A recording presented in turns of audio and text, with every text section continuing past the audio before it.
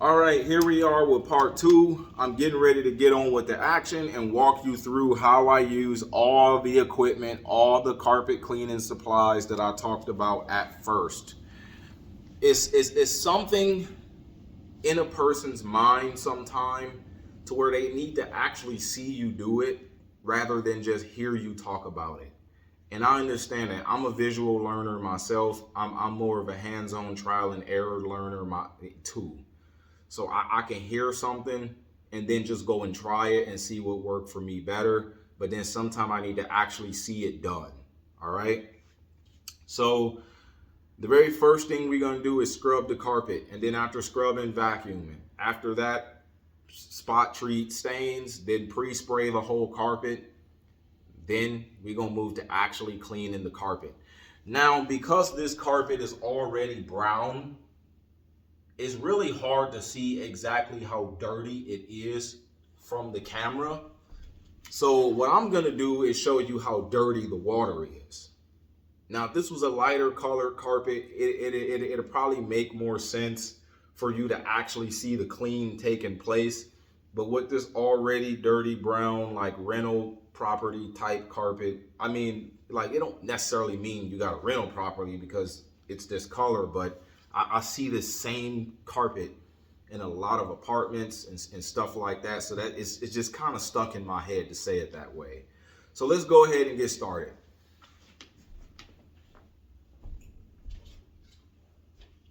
So you can take your AKA deck brush or carpet rake. This is a $40 investment. If you own carpet, it's probably wise to have one of these because this is very helpful to keeping your carpet vacuumed. So this is how I go and scrub it.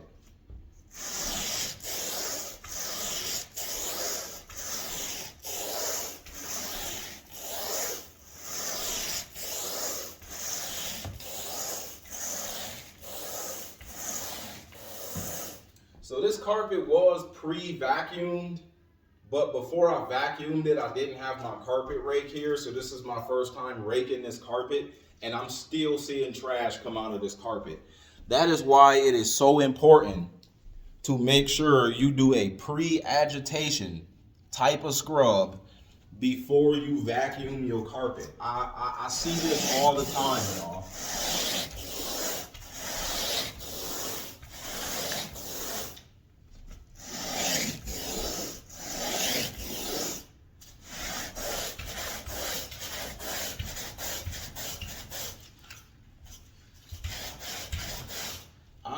I've even seen cigarette butts pop out of the bottom of the carpet by just me doing this.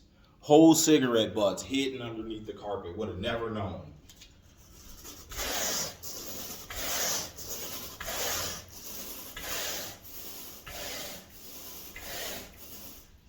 Somebody's calling me. Oh, it's my wife.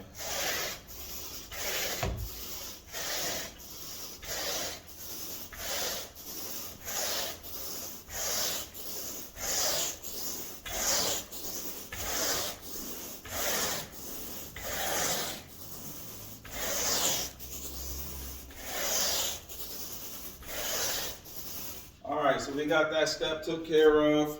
Let's go ahead and move to the vacuum phase. I want to bring us back to our starting point. Let's go ahead and move to the vacuum phase. I'm going to show you how I vacuum the carpet. This is an important step. Don't skip this. Make sure your filter's clean. Make sure the canister is clean. The more dirt that build up inside the canister, the less suction you're going to have in your vacuum. The more dirt that's already clogged in your filter, the less suction you are going to have in the vacuum. You need to know those things. Not knowing those things is the difference between vacuuming it right and not vacuuming it at all. Okay? So I got a little dirt in my canister. I'm going to go ahead and dump this out.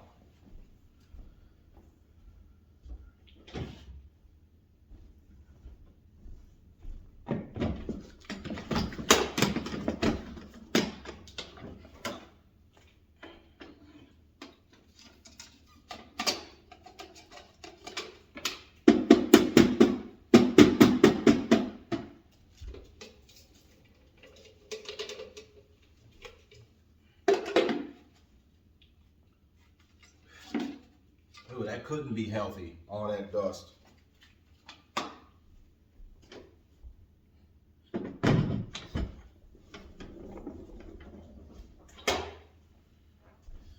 All right, let's go ahead and start this here.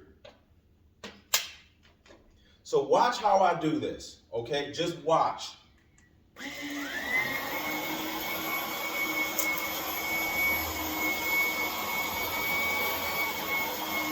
Slow. On your backwards pass, slow.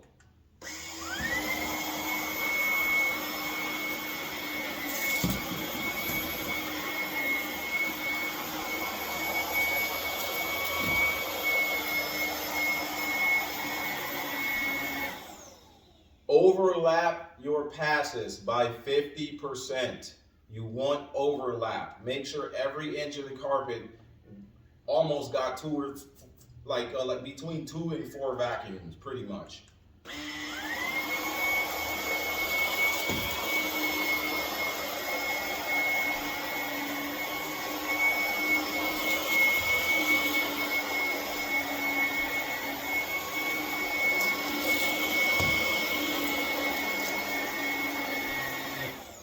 So when I move forward on the next pass, I scoot over for my next pass for my overlap. I move forward, but I go in the same exact line as how forward as my forward pass. So like you don't want some carpet getting a forward pass and then the next pass is a backwards pass. You want every pass to be a forward and backwards pass.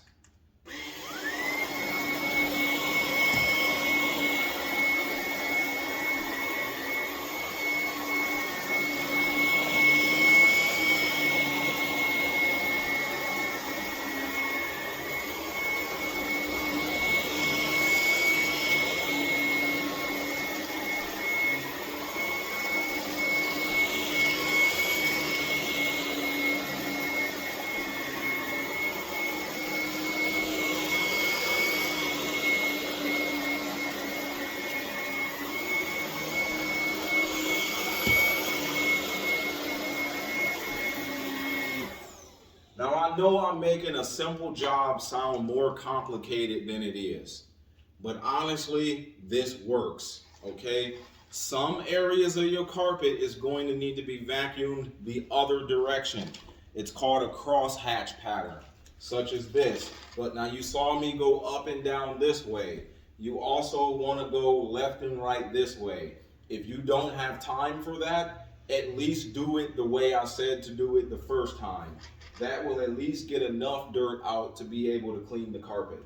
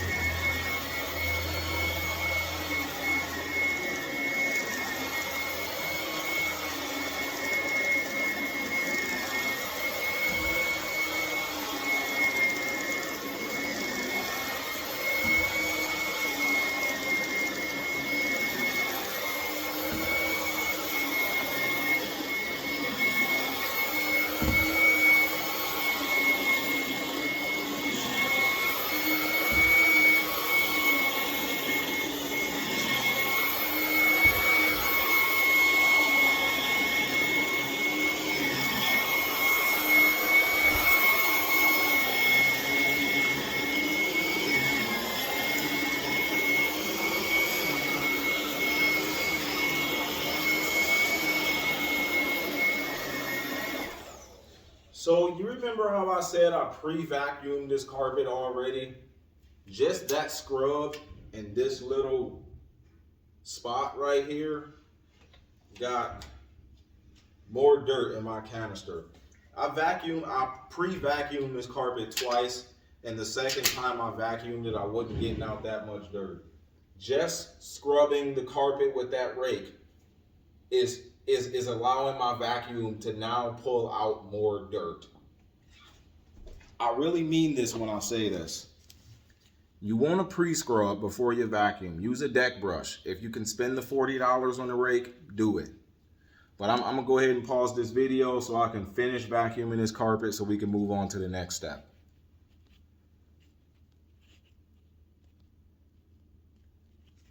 Come on. All right, so we got the vacuuming stage done, and I'm gonna go ahead and show you what the carpet looks like. We got some nice vacuum lines. The reason why I say some of the carpet needs a crosshatch pattern is because a lot of times the carpet's not all the way level, and when you run your vacuum across a part that's unlevel, you can tell it's kind of missing a spot. And then also when you got them traffic areas, you want to make sure you vacuuming it from all sides of the carpet. That is going to ensure that your cleaning chemical that you spray on the carpet is actually having time and space to work on just what's left over in the carpet to get you a much better clean out of the carpet. Now I know I'm making a simple task sound like it's so much harder than what it is, but I guarantee you, spending the time to clean your carpet just to still have a dirty carpet is also harder than what it should be as well. So for those of you who would like to have carpet cleaning education for DIYers getting professional results, thank you for tuning in. But let's go ahead and move on to the next step. And we are going to pre-spray the carpet. So let me go ahead and bring my handy dandy seat a little over a little bit. And we can go ahead and get started. All right, here we go. So the next step here is to pre-spray this carpet, and I'm gonna use my bucket of water. Let's scoop this back some so that way you can see all things that are going on without that huge glare back there, you know. My handy dandy seat, my shop vac. So this is a 3-gallon bucket. I've got 3 gallons of water. Essentially, I want 8 ounces per gallon of cleaner. So 3 gallons, we're gonna go the 16-ounce bottle of ammonia. I want more ammonia than I want Fabuloso, essentially because ammonia works better and I have more of it. So, and I could essentially double this up if I wanted to. Like I could really use as much of this as I wanted to. Just be careful with spraying this in the air because it doesn't smell too pleasant. So use this with ventilation, use this with caution, but at the same time, it is very safe to use as long as you're making sense on how you use it. Now you'll run into some YouTube channels, some carpet cleaners that talk about the dangers of using ammonia. It's like, come on, man. Eating chicken can be dangerous, right? Just don't swallow the bone, you know? So to 3 gallons of water, I want 8 ounces per gallon of cleaner. In fact, what I'm gonna do is I'm gonna have the full 8 ounces per gallon of just the ammonia. I wanna see what I can really do. Yeah, that's about all right. It looks like pee, don't it? Now we wanna go our 8 ounces of Fabuloso. So this is DIY carpet cleaning training if you want professional results. Yeah, you might have to use more solution, but guess what? This stuff works. And I guarantee you I have black water. Might not have as black a water, especially because I'm using the peroxide and that's gonna bleach out a lot of the dirt. So that's one of the downsides about wanting to see as black as a water as you can get is the fact that I have to use the peroxide. I tend to get less black water using peroxide, but you can still see the clean on the carpet. So I go ahead and pour that in. Now my bucket's almost full. I should have been a little more thoughtful of how I filled it up. I should have left a little room for the supplies to go in, but I didn't think that out. I didn't really know how much more room I would have. So now with the peroxide, I want to go for this. Let's say you want 4 ounces a gallon of this peroxide. Like you already treated your problem spots. Oh, honestly, I didn't go over treating the problem spots. So let me do that too. But I want 4 ounces a gallon. So let's just imagine 12 ounces. Make sure you don't get this on your hands. Wear gloves. But this is stuff, regular stuff you can buy at the store. So let's say our 12 ounces is about here. You know, like right at the middle of this little sticker. So now let's go and just do a mock treatment of our problem spots, even though I don't necessarily see any in this room, but I do have to do that step, okay? That's just the necessary thing I have to do, and like we're just gonna kind of imagine, like, you know what, let's just say you know to do that already, all right? Let's just go ahead and skip that. Nah, let's not skip it, forget it. So I want full-fledged mix of what I need, because I still got some problem spots in some of the rooms.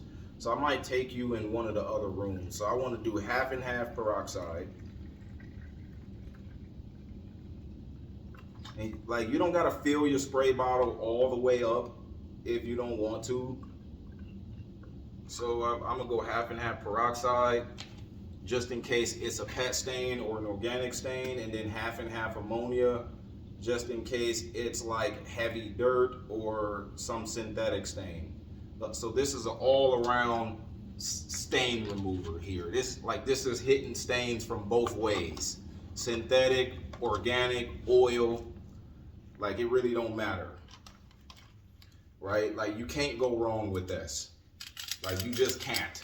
Now you can go wrong using one or the other. You just can't go wrong with both. And I'm gonna go find a problem stain in this house somewhere. And let's see what we got. Let me turn my visual around. Let's see what we might have. I think I had a problem area in this room. That looks like a little pet stain right there. It just looks like it. I don't know if it is. So let's just pretend like what I'm doing in this room is what I'm doing in the room we're actually cleaning. So there is no soap in this. If you see foam, it is from the peroxide working on whatever stain that is. Might not be a pet stain. Might be. Let's just keep looking around, because I want to show you how this actually do work. Like I want to show you the real way this works. I just don't want you trying to guess and think about how it could work if I used it on the right thing. I really want you to see this in this video. Let's see about this. Let's just pretend that's a pet stain. We're gonna go a little heavy on that. If it ain't gonna bubble, it's doing some bubbling, which means we got something there. But I know for certain this was a pet stain, and I already did a peroxide treatment on this. But let's just pretend this needed more, see what happens. And this was bubbling to death too. So it's turning white. Yeah, that means it's still working. And be careful though. Yeah, like you see how that's bubbling up? That's that peroxide working. Now, if you got a little more left over than what you want to have left over, you can go ahead and treat your traffic stain too. If that's what you want to do, just go ahead and pre-spray that, you know, just get a little bit of a stronger clean in that spot than what you might have spraying the whole carpet at once. And now you see why I would rather use an electric spray bottle from all the spraying I have to do all day long. But you can use a handheld. You can.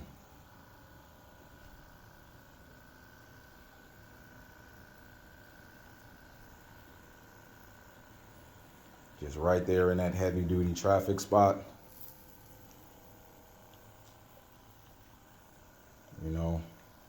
Just make sure that's getting some extra treatment for how extra dirty it is compared to the rest of the carpet.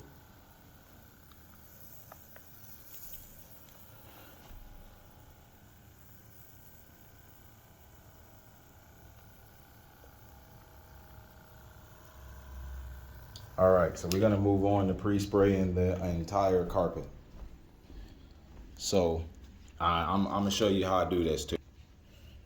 All right.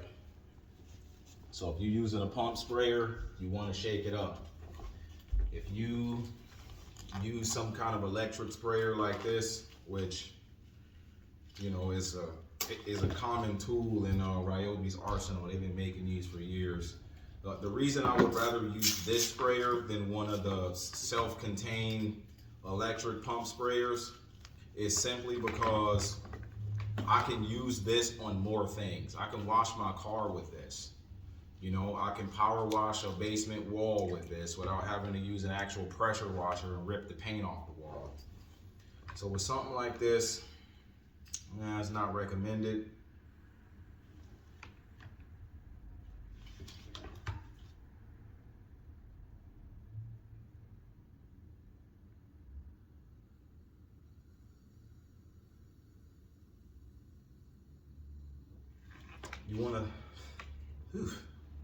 You want to siphon on. Well, that's what I used to do, but I just decided to do it in this video. I don't do it anymore, but I decided to do it in this video simply because I wanted this process to go a little faster. But I don't recommend doing that, especially with ammonia in this water.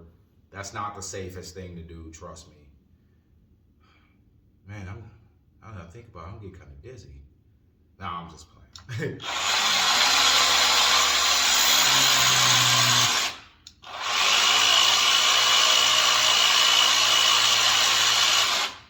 I did it like that, sprayed it in the water just to make sure it's all the way stirred up and just to make sure I got full flow in my hose before I start spraying it on the ground, because I don't want spots missing because it's still trying to work air out of the line. All right, so let's go ahead and pre-spray this carpet. I'm gonna show you how much pre-spray I use. Even though this is a much faster spray than a pump sprayer, but still you can kind of see exactly how much water is coming out. So let's go ahead and do our super dirty area first.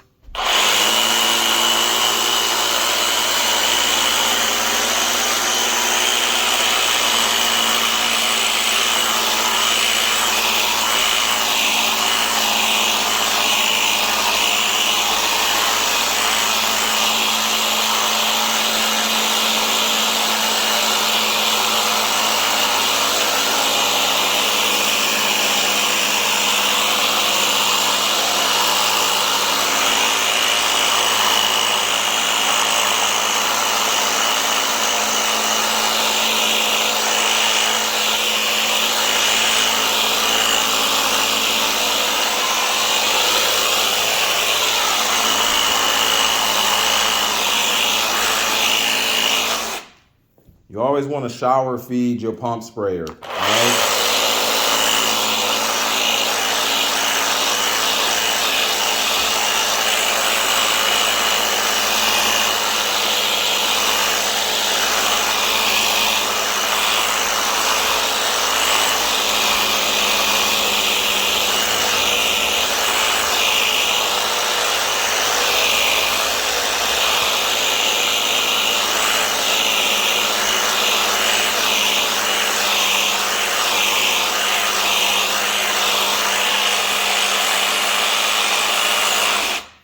Now, there is a reason I recommend shower feed instead of some kind of pressure spray, because this has the least amount of chemical floating into the air. All right, shower feed, it allows the chemical to spray out a little heavier so that it goes right on the carpet.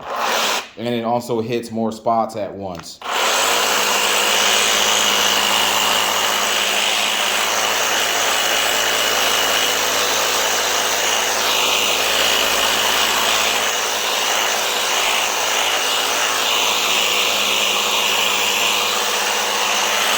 So we used about maybe 1 gallon of spray with a pump sprayer. That could, 10 minutes or so. But that right there was like, 3 minutes, 2 minutes, probably even less than that. So now we got the solution sprayed on the carpet. Let's go ahead and work this through the carpet. Scrub it.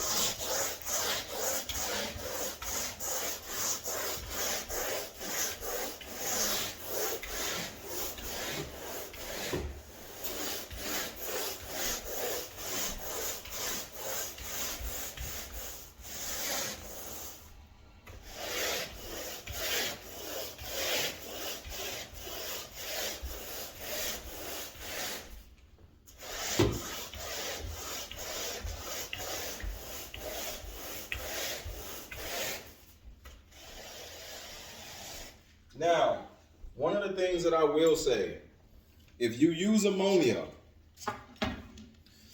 be kind of iffy about using ammonia in enclosed areas. Get some ventilation. You also want to be iffy about using ammonia in another person's house.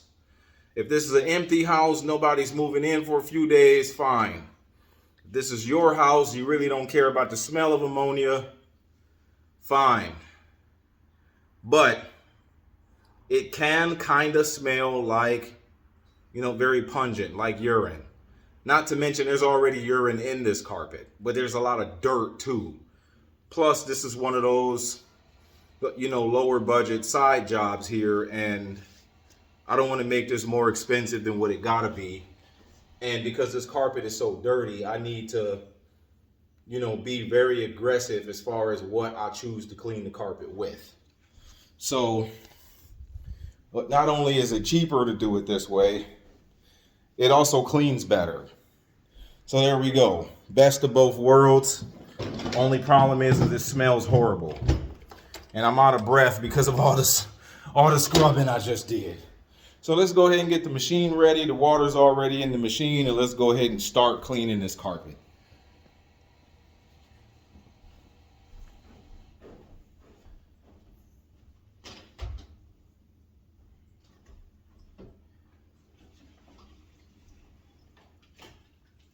Now, I did say you want to give it about maybe 10 minutes dwell time as far as your solution being on the floor. But as long as you agitate that stuff, you can literally speed up dwell time. And dwell time is just allowing it to sit on the floor to work. You can speed up dwell time by using agitation. Agitation speeds up dwell time. It speeds up cleanability.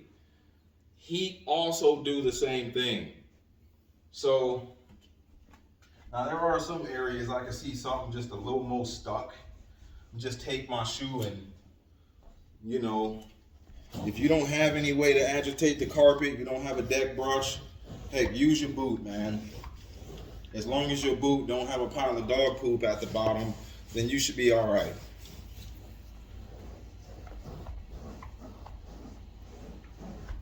Heck, this is the way a lot of people do it too, until they get a carpet rake or something like that. You can do this. But this is the least expensive way to do it. It'll just wear you out, I promise. So let's go ahead and run the machine. Make sure the machine is empty, okay? Because the emptier it is, the better the suction. Not empty on the fresh water, empty on the dirty water. Turn it on. Oh, one thing I want to add with a machine like this, try to run this from a 20 amp outlet. You can cause the machine to get hot and turn off for a period of time when you run it on an outlet that doesn't supply 20 amps. It'll still run, but just not really being able to get the right amount of amperage will cause the machine to get too hot and it'll turn off, or you can short the breaker itself. I don't have access to a 20 amp outlet right now because I didn't bring an extension cord. So remember that. They don't necessarily tell you that on the instructions, but this is something I know from using a rental style machine like this, including the Rug Doctors. All right.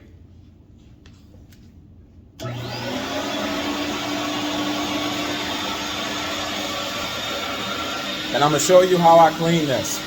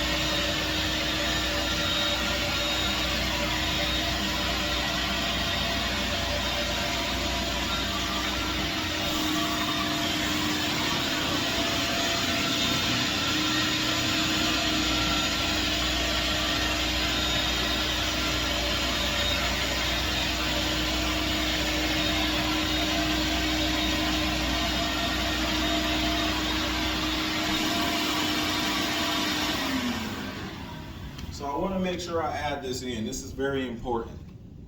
Make sure you do overlapping passes. The reason I say that is because you want to make sure all the fibers are being rinsed.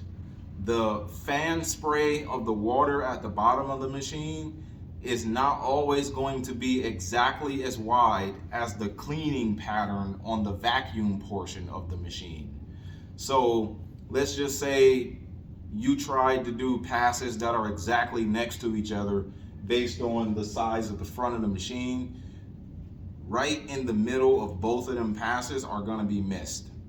So do overlapping passes. Even though it does have a 12-13 inch vacuum cleaning path, the water is about maybe 8 to 10-ish inches of rinsability. So make sure you do that. That is important. Overlap your passes or you're gonna have clean and dirty lines up and down the carpet.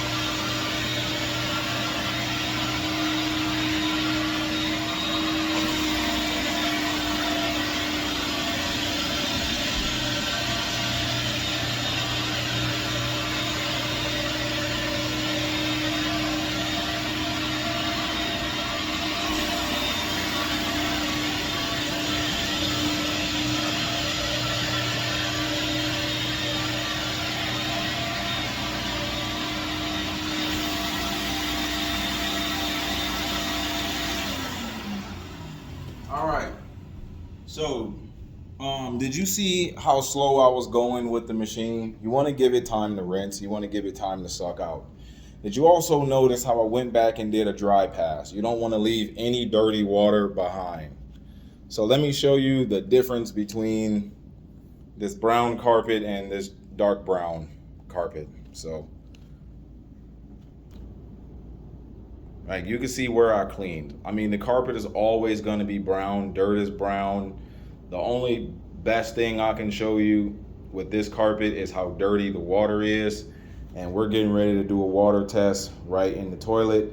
Normally I will pour my dirty water in my bucket and then you pour my bucket in the toilet. But in this case, my bucket is being used by the rest of my pre-spray.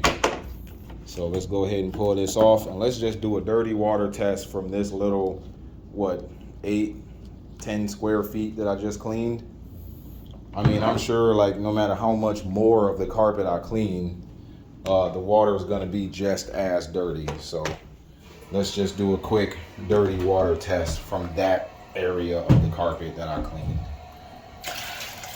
Ooh, and we got blackness. We got midnight in the daytime. That's crazy. So there you go. Well, let's see. Sorry, I don't mean to be this guy, but I really just need to show you exactly how black this is. That's that peroxide that's bubbling up like that. I cleaned this toilet, sorry, but you seen how black that was. We got midnight in the daytime, y'all. Midnight at noon. And that's how you get professional results, DIY, budget-ish style carpet cleaning. Do I really got to clean the rest of the carpet for you to understand what I'm talking about? Is that absolutely necessary, or did anybody get the point already? You know, I cleaned half the traffic lane, and I cleaned another spot that wasn't all that dirty. We got midnight in the daytime, y'all. Midnight. Make sure you overlap your passes. Do dry passes. Don't do too long of passes if you can help it, because sometimes that just, like, it tend to make it go by longer. I mean, you can do it however you want to. Just make sure you follow the steps. Scrub the carpet with something that loosens it up, vacuum it, pre-spot your stains, problem areas, pet stains. Go ahead and pre-spray the rest of the carpet, you know, scrub that again, start cleaning the carpet. So the chemicals you choose to use, make sure you spray it on first. Don't stick it in the machine like they tell you to do, so that way you can buy more solution. I'm all for companies making their money, but I'm also all for people getting the job done right. Okay? $20 on a pump sprayer to spray it on first is the same as $20 on an extra bottle of solution because your carpet isn't really all that clean, or you don't have enough solution left to cover the rest of the carpet by sticking it in the machine. It's the same amount of money, okay? But at least the money spent that direction is getting the job done the right way. All right? So I thank everybody for tuning in. If you have anything to add in, got any questions, what else can I clean the carpet with? Simple Green is one of my favorite ones. Sometime I might spike it with ammonia, just a little. Sometime I might spike it with the peroxide. Simple Green is one of my more common. I don't always use Fabuloso. Like, this is one of those unicorn days when I just so happen to have Fabuloso and no Simple Green, because most of the time I'm using Simple Green. So let's just replace Fabuloso with Simple Green. That's what I would use most of the time. You can do that. That's $10 a gallon, 8 ounces a gallon for the carpet. You know, you can spike it with a little ammonia, a little peroxide, yada, yada, yada. You can do both of them. It'll do the same job, okay? Only thing about Simple Green is that it is a little higher on the pH scale, but it doesn't necessarily leave a soapy residue. So just make sure you rinse it out. You know what I'm saying? Instead of sticking it in the machine and just leaving the soapy water left in the carpet. Because next thing you know, you're gonna track dirt and stick it right back to the carpet, and you're right back to Home Depot or Walmart or something like that, renting another machine a month later with a far dirtier carpet than you started out with. All right? But thank y'all for watching. Please like and subscribe. I got other cleaning tutorials that I would love to make, probably in a lot better format. Something told me to pull out my actual cinema video camera and do the video, and then something was like, it's easier with your phone. You know, it being easier is a difference between doing it or not. So maybe another day I might do it in a lot better format, you know, something like that. But this, you know, today was just a little off the cuff, you know, so I just wanted to make sure I throw that out there for y'all. Y'all have a good, blessed day. Peace.